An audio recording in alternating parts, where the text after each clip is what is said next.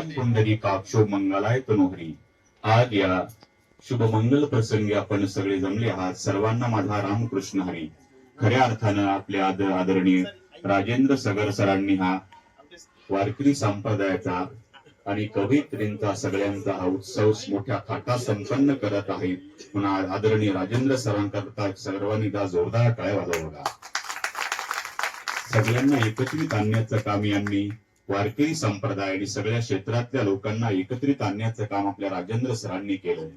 आणि मला इथे त्यांनी राष्ट्रीय वारकरी भूषण हा पुरस्कार देऊन मला खऱ्या अर्थानं सन्मानित केलं. हा माझा पुरस्कार नसून सगळ्या वारकरी संप्रदायाचा हा पुरस्कार आहे.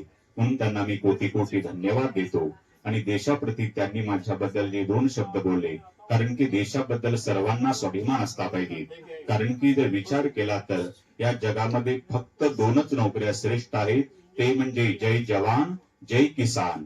म्हणून मी देशभक्तांबद्दल बोलतो, कारण की या जगामध्ये सुद्धा मी 2च पांडुरंग बघतो, एक विटेवरचा आणि दुसरा सीमेवरचा.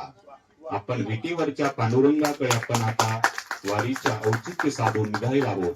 पण विटेवरच्या पांडुरंगाला आपण एकच विनंती करायची, विटेवरचा पांडुरंग परमात्मा आलेल्या भक्ताचे संकट निवारतो, तर आमचा सीमेवरचा विठोबा आलेले संकट स्वतःवर घेतो. पण त्या देशभक्तांचे आपण उपकार मानले पाहिजेत बघा. कारण की आपल्या हिंदुस्थानामध्ये सगळे जर तुमच्या माझ्यासारखे गोपीचंदनवाले असतील तर कारगिलच्या सीमेवर वैर्याला कोण अडवणार. एक लक्षात ठेवा, आमच्या देशाच्या जवानाच्या खांद्यावर रात्रंदिवस बंदूक आहे, म्हणून तुमच्या माझ्या कपाळावर तर चंदने सुरक्षित आहे. पण देशभक्तांचं गुणगौरव करणं, तुम्ही प्रत्येक वेळेस उभा सीमेवरचा विठोबा त्यांना आपण वंदन केलं पाहिजे. कारण की या जगामध्ये जंगल में तो बहुत पेड़ है, जंगल में तो बहुत पेड़ है, लेकिन चंदन जैसा नहीं. दुनिया में तो नौकरी बहुत ही यार, लेकिन फौजी जैसी नहीं. म्हणून मी या वारकरी संप्रदायाच्या पाईक या नात्याने देवाकडे अशी प्रार्थना करतो, कारण की संस्कार देतानाच आपल्या मुलाला आपण असे द्यावे, अपने बच्चे को ए फॉर एप्पल नहीं, बी फॉर बॉल नहीं और सी फॉर कैट नहीं, तो अपने बच्चे को A for army, B for border और सी फॉर छत्रपति शिवाजी महाराज बताइए. निश्चित तौर से हम देशभक्त ही बनेंगे.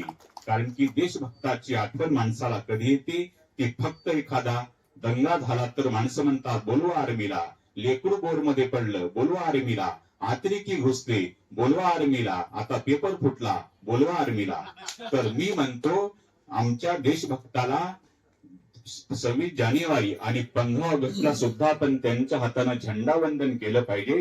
कारण की असं कोणीही देशभक्त होऊ शकत नाही जेव्हा एखाद्या आईचं हृदय फुलाचं आणि मनामध्ये देशभक्तीची आवड, तेव्हा एखादा फौजी जन्माला येतो. आणि त्या देशभक्तांचं माझं कार्य बघून मला हा पुरस्कार दिला, म्हणून सगळ्यांना मी इथे कोटी कोटी धन्यवाद देतो.